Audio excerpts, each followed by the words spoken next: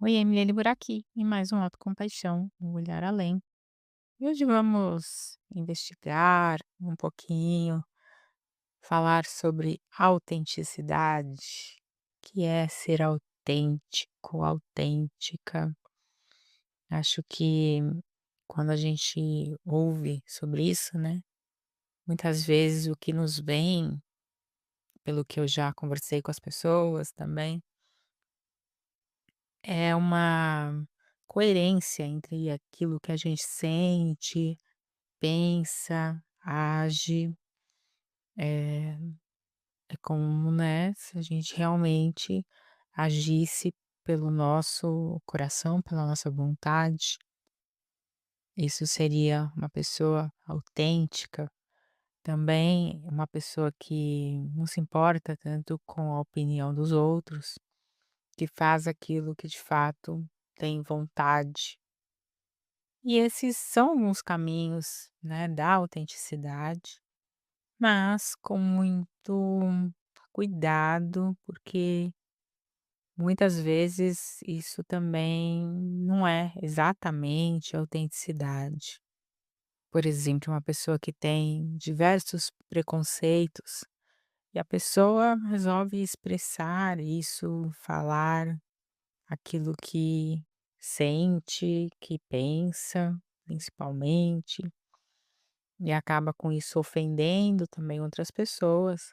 Claro que isso não é muito bem aceito e, de fato, não é para ser, ah, e existe uma má educação e ofendendo, né, principalmente a outras pessoas.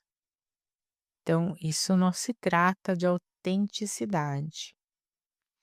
A autenticidade é aquilo com o qual a gente nasce. Nós nascemos seres autênticos, né, mais próximos da nossa essência, e depois nós vamos adquirindo os hábitos das pessoas, nós vamos também muitas vezes submergindo essa nossa autenticidade, em prol, né, dos vínculos, de uma manutenção da nossa sobrevivência física mesmo, sobrevivência emocional. Com isso a gente vai se desconectando de nós mesmos, dessa nossa essência e, portanto, dessa autenticidade. Então lá para frente, né, o que eu até falei sobre preconceito, na verdade o que vai se expressando, tá tudo muito bagunçado, tá tudo muito junto com os filtros que a gente recebe, com essas várias camadas, né, que nós vamos absorvendo, que achamos que faz parte, né, de nós, de uma autenticidade. Na verdade, nós estamos apenas identificados com aquilo que nós recebemos de outras pessoas. Então, existe aí essa pseudo autenticidade, né? Na verdade, um ser autêntico é um ser consciente, é um ser que está livre, né, das compulsões, dos julgamentos, desses mecanismos de defesa acentuados, dessa desconexão entre nosso corpo, nossa mente. É um ser reativo. E claro que muitos de nós somos, porque essa é a nossa construção, essa é a nossa cultura. É assim que nós somos formados, moldados dentro da nossa cultura. Então é muito difícil que a gente mesmo possa dizer que nós somos autênticos, né? Nós podemos até ser, hoje em dia, por exemplo, né? Posso ser mais autêntica hoje do que já tenha sido, né? Até porque a gente vai se reconhecendo, sentindo, voltando a fazer contato com o nosso sentir de fato, com a nossa essência e assumindo essa autenticidade, né? Eh, Muitas vezes tem, claro, prevalências na vida, né, onde a gente tem que urgências, onde a gente não pode se submeter tanto aos nossos quereres, né, aos nossos desejos, vontades, aquilo que a gente sente que é para fazer, mas isso são até exceções da vida, né, porque em outros muitos momentos a gente pode sim, mas a gente está tão acostumado, está tão submergido, numa forma, num papel, né, de agir, ou até mesmo em busca de validação através desses papéis, que a gente já nem sabe o que significa contato com o nosso ser, com a nossa essência, muito menos com esse ser autêntico. Então a busca, né, é uma busca, né, um regresso à autenticidade, que é uma desconstrução do que a gente foi recebendo pela vida. O vínculo, né, ele se torna importante, eh, claro, né, e muitas vezes então, em uma fase importante da vida, a gente vai precisar se desvincular de nós mesmos em prol dos vínculos. Mais tarde, acho que principalmente no período da adolescência, a gente começa o sistema límbico ali tá de volta, né, nessa pré-adolescência ali por volta dos 12 anos, né, que ficou mais sistema límbico ficou mais quietinho durante um tempo, ele volta com tudo e volta uma fase de rebeldia, mas uma fase explosiva, uma fase importante, muito importante, mas que vem, né, com toda essa bagunça junto, porque vem tudo junto, misturado com todos esses filtros que a gente foi recebendo. Depois, durante a vida, se a gente, eh, começa, né, a fazer contato com o sentir, começa a trilhar esse caminho do autoconhecimento, esse caminho terapêutico, do regresso, né, de si, a gente vai tendo mais condições de saber o que está acontecendo, administrando tudo isso. Senão a gente vai acabar tendo várias explosões durante a vida, a gente vai continuar um ser reativo, eh, e muitas vezes também muito carregado de culpa, porque a culpa vem junto aí com esse processo que a gente às vezes não se entende, com esse processo de raiva, com esse lugar que ainda não é autêntico de fato, né, não é, compassivo conosco. Quando esse lugar é autêntico, é compassivo, a culpa não tem espaço.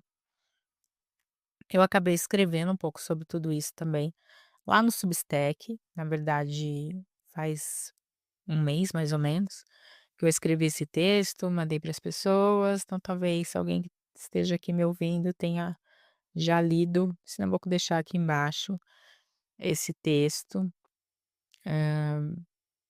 e acho que é uma coisa para a gente pensar principalmente, né. O que é ser autêntico, o que não é, o quanto a gente está sendo ou não. E se a gente não está sendo é porque tem muitas camadinhas, né, para olhar, para se trabalhar, para fazer esse contato. Isso faz parte, né, dos nossos processos. Então era colocar um pouquinho aqui, instigar um pouquinho sobre esse assunto aqui hoje. E aproveitar aqui também hoje para falar sobre um trabalho novo, um livro que eu não sabia se ia chamar de livro, de caderno, mas eu acho que livro ficou mais propício, que é o livro de habilidades autocompassivas, é um livro de práticas, é o Autocompaixão Viva. Gostei muito desse trabalho, acho que é o quarto, assim, né, eu fiz os poderes da autocompaixão, teve uma época que eu fiz um manual de práticas, eh, fui aí tecendo algumas coisas e chegou aqui no Autocompaixão Viva, que eu acho que é um trabalho mais prático, objetivo, com a parte mais essencial, né, tá muito conectado com o trabalho do Tim Desmond, também de um trabalho autocompassivo, também pensado em 14 dias, né, de práticas. Claro, tem alguns diferenciais, tem um jeito meu, né, de fazer a coisa, uma coisa que as pessoas sempre me retornam, né, dos cursos, principalmente lá dentro do Insight Timer, dentro dos meus atendimentos, acho que de muitas coisas que eu faço, né, quanto eu consigo atingir um nível de profundidade. Isso eu gosto muito desse feedback, porque eu acho que é exatamente isso que eu procuro, né. Acho que com o meu ascendente aqui em Escorpião, a gente busca ir para as profundezas e tirar os tesouros de lá. E eu espero, né, que seja mais um trabalho, assim, inspirador para as pessoas, e algo que eu gostaria muito de ter recebido também. Então acho que sempre que a gente faz algo, a gente pensa: "O que eu gostaria de receber?", né, e por isso que a gente se propõe a fazer, né, porque ninguém fez ainda alguma coisa, né, exatamente como a gente gostaria de receber. Então ele tem práticas, né, então eu acho que a autocompaixão é bonito de se ouvir falar, mas é muito mais interessante quando a gente experiencia isso no nosso corpo. Por isso autocompaixão viva, por isso esse título, para que a gente de fato experiencie as práticas.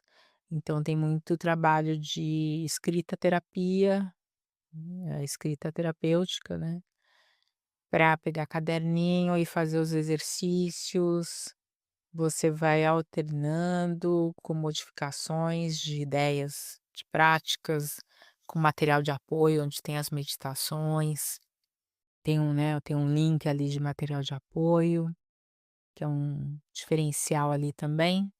E aí eu trouxe imagens, eu acho que as imagens para simbolizar, principalmente, eu acho que fica, né, desse modo mais subjetivo, bacana de significar as práticas, e aí dá para fazer também colocar cores, colorir, então ficou um livro também de colorir, eu não quis colocar tantos elementos, assim, como um livro próprio de colorir, porque eu acho que ia acabar ficando meio poluído visualmente.